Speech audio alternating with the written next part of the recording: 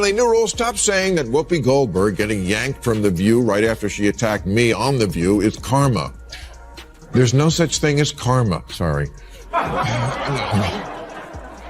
Sorry, but life is random. The only word to describe it when a big game hunter gets trampled by an elephant and then eaten by lions is hilarious. Get ready, folks. Today's clash promises fireworks. The spotlight is on Whoopi Goldberg facing off against Bill Maher, with Megyn Kelly jumping in to deliver her own blistering commentary.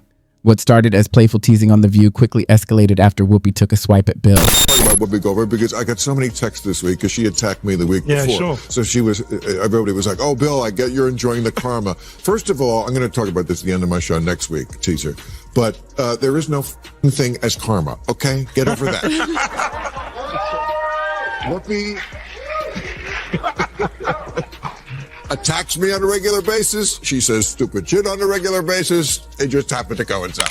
Maher didn't hold back. His sharp replies turned a lighthearted jab into a full-on war of words, and the tension only grew from there. It's called The View. It's called The View. It's not called The Facts. Yeah, but isn't it interesting that it's called, I don't think they meant this when Barbara Walters invented it a long time ago, but it's The View. Well, that's the problem in America. But there is one view, right, and one that's clearly true opinion, and everybody else can go sit in the corner. This is where the drama really begins to heat up. Kelly and Maher aren't content with just a quick response. They want more than a simple exchange. Hot mess that they air in the mornings, called The View, had to issue not one, not two, not three, but 4 corrections, legal corrections, 4 legal notes. We only have 3 of them on camera. The very foundation of The View seems to be shaking.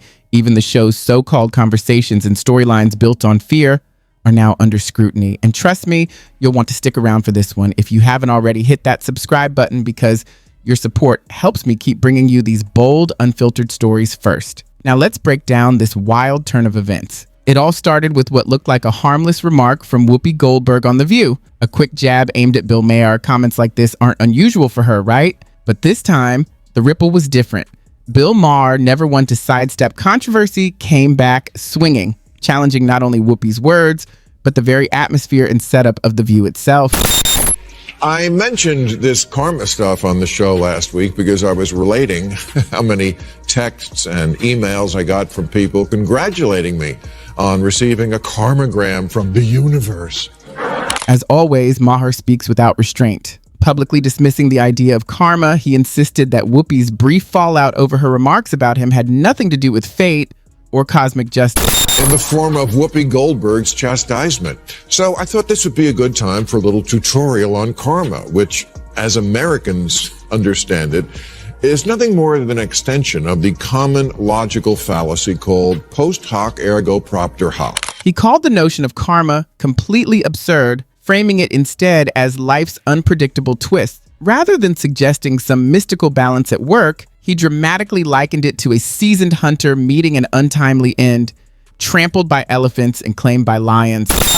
Like World War II, things that happened, like the Holocaust, chattel slavery. Yeah, the January 6th is right up there next to the Holocaust. And Maher couldn't stop laughing, but that was just the beginning. He seized the moment to dig deeper, breaking down the ideology at the heart of the show.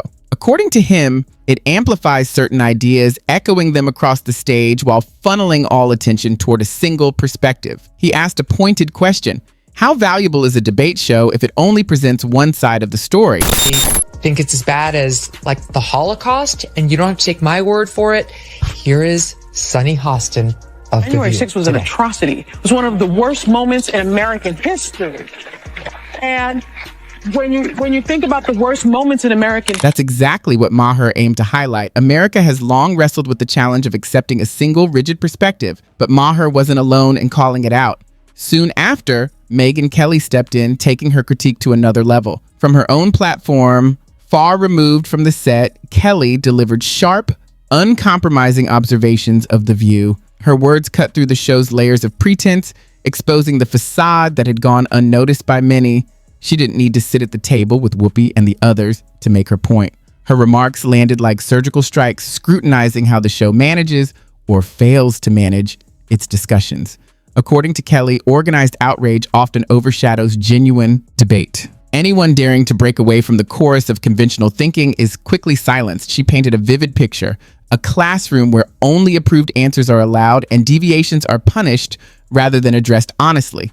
Kelly argued that the show had become an overly manufactured echo chamber, masquerading as a forum for open dialogue. What was presented as debate inevitably spiraled into calculated outrage. And even from a distance, her critique resonated. Her observations were hard to dispute. Now, with the stage set, it's time to turn our attention to Whoopi's temporary removal from the program. Bill Maher, who has been the standard bearer for liberalism and in many ways leftism until the woke went bananas in this last decade, but for decades, that's what this guy has represented in America. I want you to note the tone they all talk with him. I want you to look at Sonny Huston's body language and the way they look at him and everything else. Just because he is a lefty who hasn't gone completely bananas, here they are talking about the word. Both panelists and onlookers were left stunned, which only fueled the swirling karma rumors.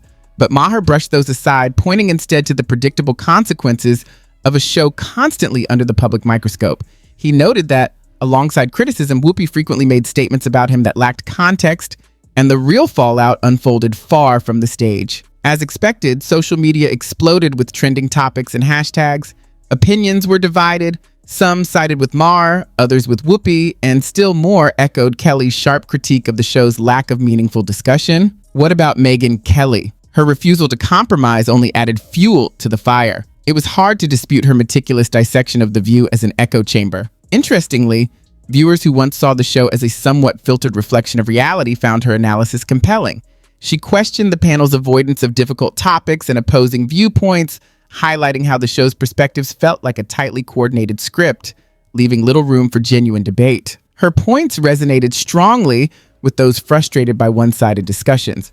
To support her argument, Kelly pointed out the show had recently issued multiple legal corrections, 4 to be exact, yet only 3 had been acknowledged on camera. She simplified the issue. The View fosters controlled anger rather than authentic dialogue, operating more like a soap opera than a forum for diverse perspectives. Unsurprisingly, the show's team remained silent, seemingly conceding the accuracy of her critique. Beyond highlighting The View's flaws, this episode sparked a larger conversation about how media often flattens conflict. It raised bigger questions about the value of debate and the need to give voice to opposing views. Perhaps it's time to embrace a format that encourages the clash of ideas instead of suppressing them. This isn't just another celebrity feud, it's a reminder of the deeper implications. Like watching a dam crack, it could ignite a broader discussion affecting us all. What do you think? Does this issue demand a fresh perspective, or is it the audience that needs to change? Share your thoughts below. Your voice keeps these conversations alive and might even spark the next big clash.